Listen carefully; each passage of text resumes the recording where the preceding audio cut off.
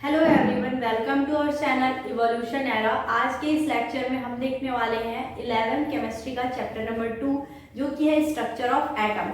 ठीक है, structure of atom से आपको चैप्टर से समझ आ रहा है कि हमको किसकी एटम के अंदर की सारी चीजों को देखना है। ठीक है, उसके स्ट्रक्चर को देखना है। ठीक है, तो सबसे पहले हमको पिछले चैप्टर में हमने क्या देखा था, एटम, कंपाउंड, मॉलिक्यूल की डेफिनेशन देखी थी।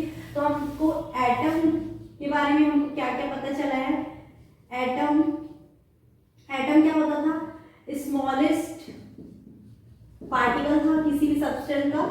स्मॉलेस्ट पार्टिकल जो था डाल्टन के थ्योरी के हिसाब से स्मॉलेस्ट पार्टिकल हुआ करता था एटम। ठीक है, और हमने देखा था कि जो एटम था उसको हम लोग फिर से, वो इंडिविजिबल पार्टिकल था, उसको हम लोग ब्रेक नहीं कर सकते थे। ठीक है, उसके वो सबसे स्मॉलेस्ट यूनिट था, उसको ब्रेक नहीं कर सकते थे। उसके बाद हमने देखा है कि एटम जो है वो फंडामेंटल पार्टिकल है। ठीक है, फंडामेंटल पार्टिकल हम क्यों बोलते हैं एटम को? ठीक है, क्योंकि इसमें देखो किसी भी रिएक्शन में एटम का एक पार्ट ही रिएक्शन करवाता था। अगर उसके मॉलिक्यूल्स भी है उसमें, तो मॉलिक्यूल्स नहीं, उसके जो एटम है उसका पार्ट रिएक्शन में पार्ट लेता था। ठीक है, तो इसलिए हम इसको फंडामेंटल पार्टिकल भी बोलते थे। ठीक है, बट उसके बाद कुछ डिस्कवरीज हुई, कुछ साइंटिस्ट आए, उन्होंने क्या प्रूव किया कि एटम जो है, इन्होंने क्या किया, एटम में न्यूक्लियर रिएक्शन कराया। ठीक है, एटम में न्यूक्लियर रिएक्शन करा दिया। अब न्यूक्लियर रिएक्शन कराने के बाद हमको ये पता चला कि एटम के अंदर बहुत सारे चार्ज पार्टिकल है। ठीक है, बहुत सारे चार्ज पार्टिकल है। उसके बाद उन्होंने सबको नाम दिया, इलेक्ट्रॉन, प्रोटॉन, न्यूट्रॉन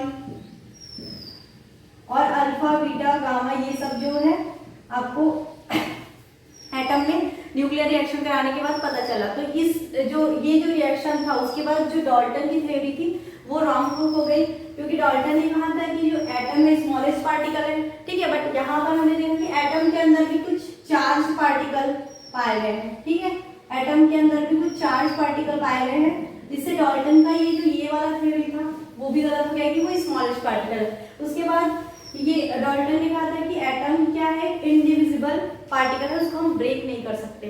बट हमने जब इसको न्यूक्लियर रिएक्शन कराया, एटम को जब ब्रेक किया, तो उसके अंदर हमें क्या मिला, बहुत सारे चार्ज पार्टिकल मिले। उसके बाद बाद में और साइंटिस्ट लोग ने इनका नाम दिया है। ठीक है, पहले हमें बस ये पता था कि चार्ज पार्टिकल है। ठीक है, बाद में हम वन बाय वन देखेंगे कि इसको किस साइंटिस्ट ने इसका नेम दिया है। ठीक है, तो यहाँ पर दो जो थी डाल्टन की यहाँ पे और रॉन्ग प्रूफ कर दी गई। तो उसके बाद यहीं से हमको पता चला कि end of the 19th century it was discovered that atom consist of subatomic particle. ठीक है, यही चार्ज पार्टिकल को हम लोगों ने क्या कहा, सब एटॉमिक पार्टिकल कहा। ठीक है, such as electron, proton and neutron. फिर उसको वन बाय वन हम लोग ने नाम दिया। अब हम लोग एक एक करके देखते हैं कि इलेक्ट्रॉन की डिस्कवरी, प्रोटॉन की डिस्कवरी और न्यूट्रॉन की डिस्कवरी कैसे हुई। ठीक है, सब एटॉमिक पार्टिकल है, उसमें सबसे पहले डिस्कवरी हमारी हुई है इलेक्ट्रॉन की। ठीक है, इलेक्ट्रॉन की जो डिस्कवरी हुई है वो है 1897 में इलेक्ट्रॉन की डिस्कवरी हुई है। इसकी डिस्कवरी किसने की है, जे थॉमसन। ठीक है, अब हम देखेंगे कि जे थॉमसन ने इलेक्ट्रॉन की डिस्कवरी कैसे की। इसमें कुछ प्रैक्टिकल किए उन्होंने, उन सब प्रैक्टिकल को हम आगे देखते हैं कि कैसे उन्होंने प्रैक्टिकल के थ्रू समझाया कि इलेक्ट्रॉन की डिस्कवरी कैसे हुई है। ठीक है, इन्होंने इलेक्ट्रॉन की डिस्कवरी को प्रूव करने के लिए सबसे पहले कुछ प्रैक्टिकल किए, जिसको हम देखते हैं। इन्होंने क्या किया, एक सील्ड ग्लास ट्यूब लिया। ठीक है, एक सील्ड ग्लास ट्यूब लिया,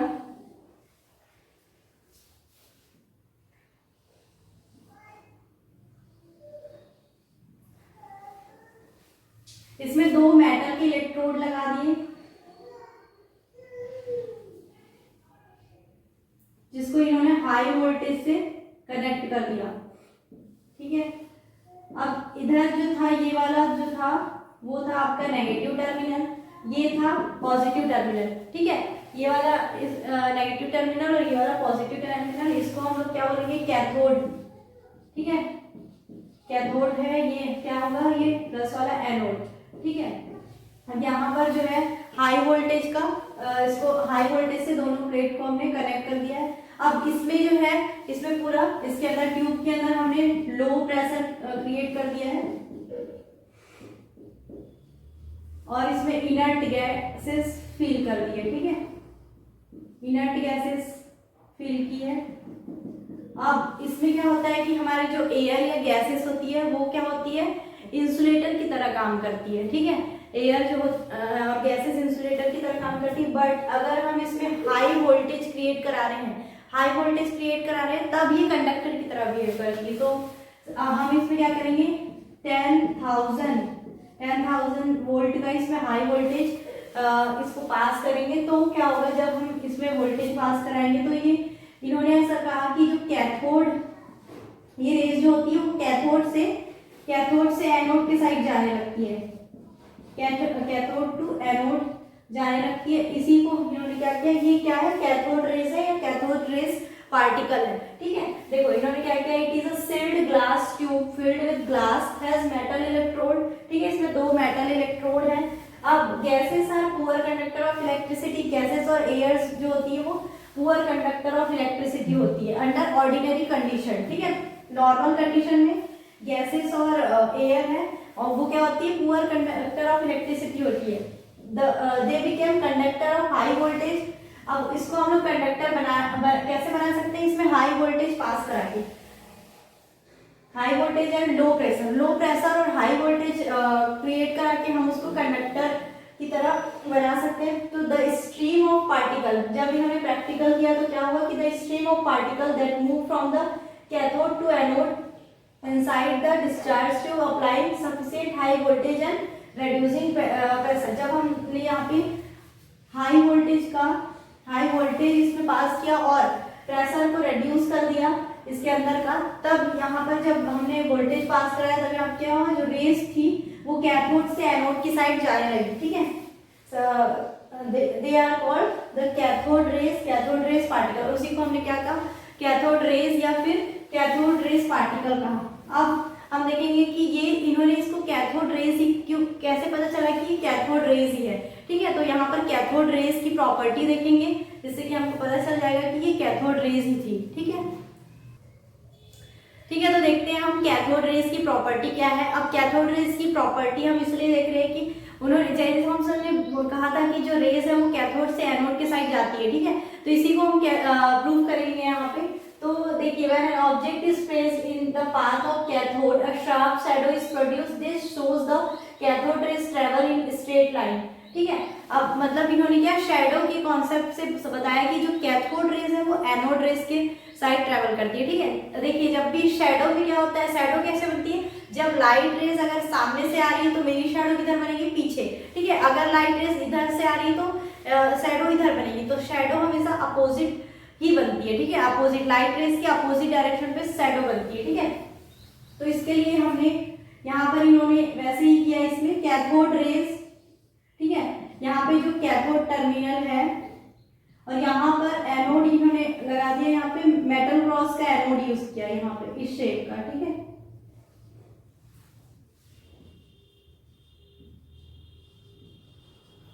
अब जब इसमें यहाँ से जब कैथोड से रेस पास हो रही थी, तब यहाँ से रेस पास हो रही है तो इसका शैडो कहाँ बनेगी, इसके पीछे। ठीक है, इसके अपोजिट। तो यहाँ पर अगर रेस पास हो रही है और रेज अगर कैथोड से आ रही है तो यहाँ पर इनकी जो शैडो कहाँ बनी, यहाँ पर बन गई। ठीक है, तो इससे यहाँ पर ये प्रूफ हो गया कि जो आपकी रेस क्या है, कैथोड से एनोड के साइड जा रही है। ठीक है, कैथोड से आपकी एनोड के साइड जा रही है, ये यहाँ पता चल गया। अब इन्होंने क्या किया कि यहाँ पर एक फ्लोरेसेंस मटेरियल की स्क्रीन यूज की।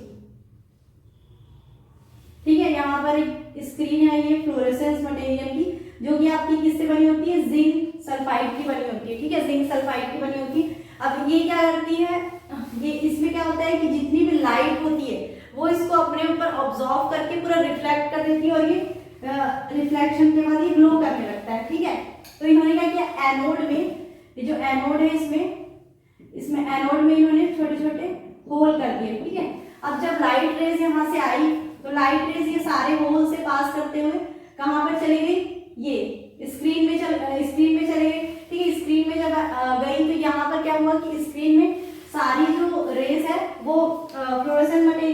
किया, सारी लाइट को अपने में ऑब्जॉर्व कर दिया और फिर ऑब्जॉर्व करके इसको रिफ्लेक्ट कर दिया और खुद ग्लो करने लगा। ठीक है, तो यहाँ पर फिर यहाँ पर इनको पता चला कि जो लाइट रेस है वो कैथोड से एनोड के साइड जा रही है। ठीक है, इससे इनको क्लियर पता चल गया। देखिए यहाँ पे after passing through perforated anode, ठीक है, जो आपका होल किया हुआ एनोड है उसमें पास करने के बाद the particle strike zinc sulphide coating and develop a bright spot. ठीक है, अब फिर ये बहुत ज्यादा ग्लो करने लगा। तो इससे यहाँ पर प्रूफ हुआ कि जो लाइट है वो है कैथोड से, जो रेज है वो कैथोड से एनोड के साइड ही मूव कर रही है यहाँ पे। ठीक है, तो जो हाईवेज में जो लाइट लगी होती है वो भी क्या है, फ्लोरेसेंस मटेरियल की बनी होती है। जैसे ही गाड़ियों की लाइट आती है वो लाइट को ऑब्जॉर्व कर लेती है और उसके बाद उसको रिफ्लेक्ट करती है और खुद ग्लो करने लगती है। ठीक है, अब जब यहाँ पर रेज जब जा रही थी और यहाँ पर जब ग्लो हो रहा था तो यहाँ पर कुछ चिटचिट की आवाज भी आई थी। ठीक है, ऐसा साउंड भी प्रोड्यूस हुआ था, जैसे कि आपका अनारा दाना जलता है तो उसमें लाइट के साथ जो आवाज आती है वैसे यहाँ पर आवाज भी आई थी। ठीक है, तो इससे हमें क्या पता चलता है कि वहां पर कुछ पार्टिकल्स भी हो सकते हैं। ठीक है, तो इसको इन्होंने कैसे प्रूव किया, ठीक है, देखते हैं। तो यहाँ पर कैथोड रेस के साथ हम इसको कैथोड रे पार्टिकल भी क्यों बोलेंगे, देखते हैं। ठीक है, तो यहाँ पर इन्होंने क्या किया, जब इस जो सेल ट्यूब में यहाँ पर कैथोड रेस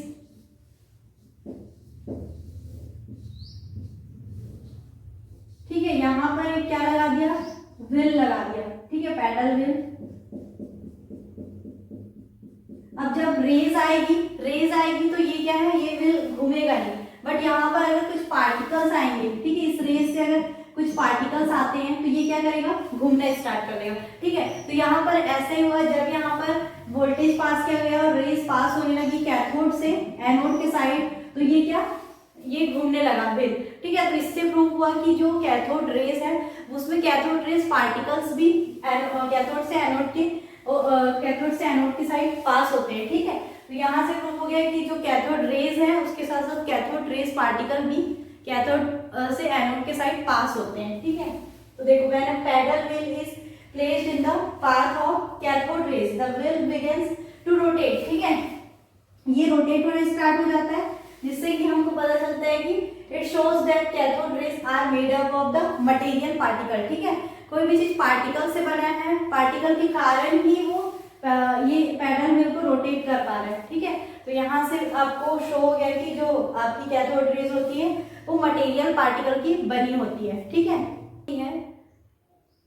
ठीक है, तो जो कैथोड रेज होती है वो नेगेटिवली चार्ज पार्टिकल से बनी होती है। ठीक है, तो देखो यहाँ पर when an electric field is applied on the cathode rays they are reflected towards a positively charge plate. तो इसको प्रूव करने के लिए एक प्रैक्टिकल किया गया जिसमें हमने क्या किया कि यहाँ पर जो है इलेक्ट्रिक फील्ड, जब हम लोग इलेक्ट्रिक फील्ड अप्लाई करते हैं, यहाँ पर आपका नेगेटिव, यहाँ पर पॉजिटिव, तो ये जब रेस पास हो रही है कैथोड से, तो कैथोड वाली रेज क्या होती है, सारी पॉजिटिवली, जो कैथोड वाली रेज है वो पॉजिटिवली चार्ज के साइड डिफ्लेक्ट हो जाती है। ठीक है, पॉजिटिवली चार्ज के साइड डिफ्लेक्ट हो जाती है। इससे क्या प्रूफ होता है कि जो कैथोड रेज होती है वो क्या होती है, नेगेटिवली चार्ज होती होगी, क्योंकि हमेशा जो होता है पॉजिटिव चीजें नेगेटिव के साइड अट्रैक्ट होती है, नेगेटिव चीजें पॉजिटिव के, तो इसलिए पॉजिटिव जो ये कैथोड रेज इधर डिफ्लेक्ट हो रही है, इसका मतलब ये है क्या होगा, इसमें नेगेटिव चार्ज होगा तभी ये पॉजिटिव के साइड डिफ्लेक्ट होगी। ठीक है,